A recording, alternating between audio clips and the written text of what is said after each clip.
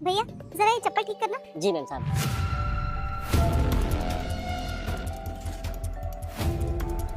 ये क्या मैम साहब?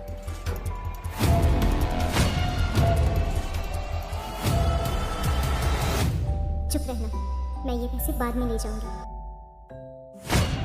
हुई नहीं क्या तुम्हारी जूती अभी तक ठीक?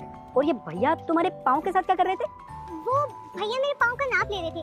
पाँव का नाप कौन लेता है? ओ भैया कितना टाइम लगेगा ये जूती ठीक करने में? वो भैया कह रहे थे कि अभी 1-1.5 घंटा और लगेगा, हम बाद में आके ले जाते हैं ना। अच्छा ठीक है फिर चलो।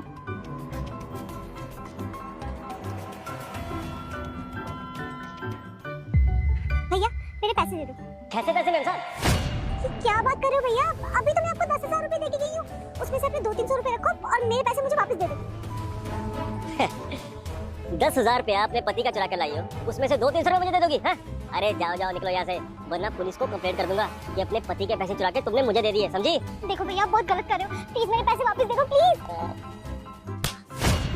चुपचाप वो पैसे वापस दे रहा है या नहीं? साहब मेरी कोई गलती नहीं है, इन्होंने आपके पैसे चुराए और मुझे दे दिए। मुझे सब पता है। क्या आपको पता है? फिर भी आपने इनका साथ दिया, लेकिन आपने मुझे पैसे क्यों दिए? तू मुझे पैसे वापस दे रहा है या नहीं? देता हूँ साहब, ये लीजिए।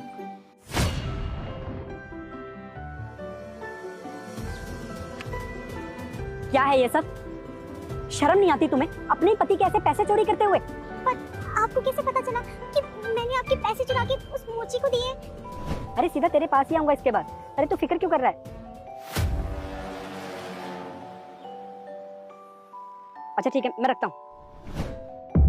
अब बताओगी क्यों किया तुमने ये सब? प्लीज मुझे माफ कर दीजिए, मेरे फ्रेंड के पति की जॉब चली गई है और उसने अपने बच्चे की स्कूल में एडमिशन करवानी है, इसीलिए उसने मुझसे पैसे मांगे। इनफैक्ट सभी फ्रेंड से उसने हेल्प मांगी, सबसे जितना बन पड़ा सबने अपनी तरफ से कुछ ना कुछ उसे कंट्रीब्यूट कर दिया। मेरे पास पैसे नहीं थे, इसीलिए मैंने आपके पैसे चुराए।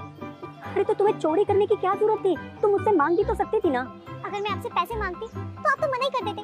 आपको याद है जब मैंने आपसे लास्ट टाइम पैसे मांगे थे तो आपने कहा था कि इस वक्त हाथ टाइट है और लोग अगर पैसे लेते हैं तो पैसे वापस देते नहीं है। इस बार भी मैं अगर आपसे पैसे मांगती तो आप मुझसे 100 सवाल जवाब करते, इसलिए मैंने पैसे चुराना ठीक समझा। सोचा कि जब मम्मी पापा के यहाँ जाऊंगी तो उनसे पैसे लेके आपको वापस कर दूंगी। सच में तुम कितनी बड़ी पागल हो।